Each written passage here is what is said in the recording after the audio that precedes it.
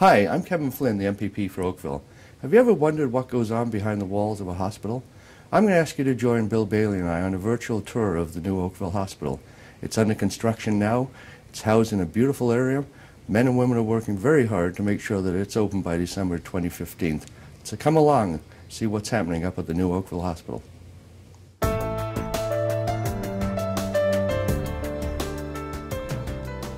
I'm Bill Bailey, Vice President of Redevelopment at Halton Healthcare Services, and I'm the executive lead for the hospital on this amazing opportunity in our community to build the new Oakville Hospital project. The project itself is 1.6 million square feet in size and will be built to open with 457 beds with the capacity to expand to 602. With me today is MPP Flynn, who I've welcomed to the site to take on a walking tour of the construction progress on the site to date.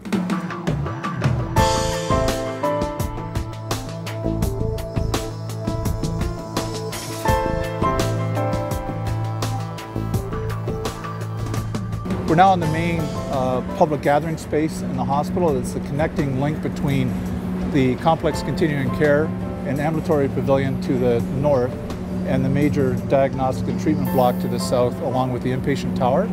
This large steel superstructure that you see here at the lower level will be a gas-fired fireplace to create that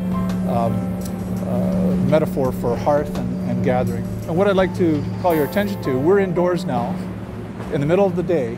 Take a look at the daylight that we have in this building. On the right are teaching spaces. As an affiliated institution with McMaster University and with Sheridan, we will be training nurses, doctors at the facility, and this is one of the major facilities we have for teaching them as well. You can see some of the color going on the walls now.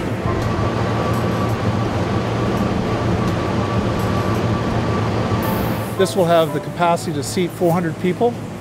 With an exterior courtyard to the left there, they'll have outdoor seating for the better weather months of the year for an additional 60. So this will be the outdoor courtyard that we have right here where the cement truck is. Where that blue skin is where the fireplace will be. We should be able to get in there with this gentleman, right?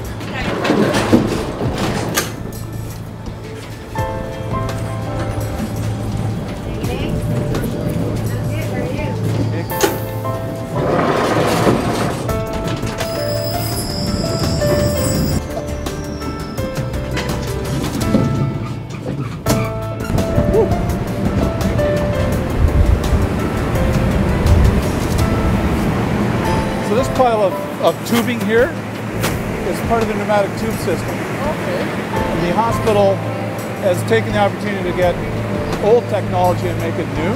This pneumatic tube system has an 8-inch tube with a vessel that can move between 79 stations within the hospital. And at this station is one of the 79 pneumatic tube stations.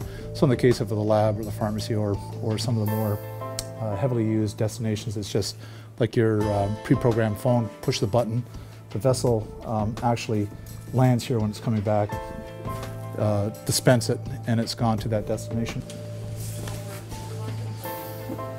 So something as simple as the location of the controls for the door, we had to think about, because each of the ORs is shielded. You can see the lead shielding on the wall.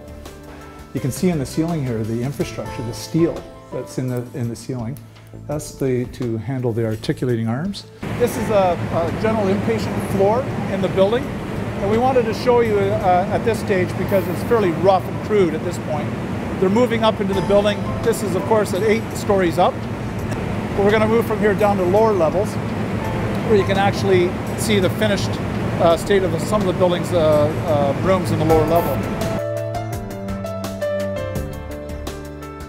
Now we're in a higher state of completeness. This is the hand washing area.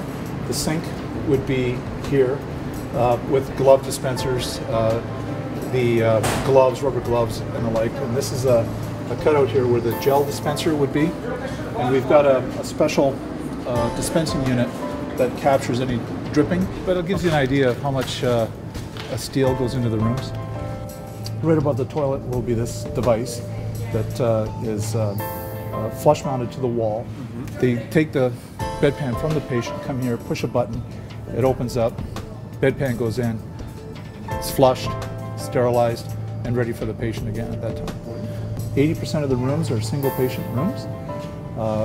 so that one patient, one room, one bathroom, much better ability to control infection and distribution of things like C. difficile that we've all learned too much about over the last number of years. A couple of cabinets here for the storage of personal protective equipment, so that if you do have a situation in the room, you need to glove up, gown up, get your masks or materials. They're kept outside of the room so that at the end of a stay of a patient, you don't have to discard it all. It's the same head wall material that you would see in a contemporary hospital. We selected colors that are more residential, less institutional in feel. Well, thank you very much for coming and visiting with us today, Kevin. It's a delight to have you here. I know you've been a strong supporter of the hospital over the years. I remember it seems like yesterday that we were here when we secured the 50-acre site, and then a few short months after that with the sod turning on the site, and now we're 16 months away from substantial completion, and you can see from the progress that you're able to witness today that we're on track for our completion date July 2015 and December 2015 for our first patient. And we're doing everything that we can to make sure that those patients, when they arrive here, will feel that this hospital has always been their hospital, and the culture of the organization, the community has been maintained. So once again, thank you for your support. Thank you for the tour. Thank you very much.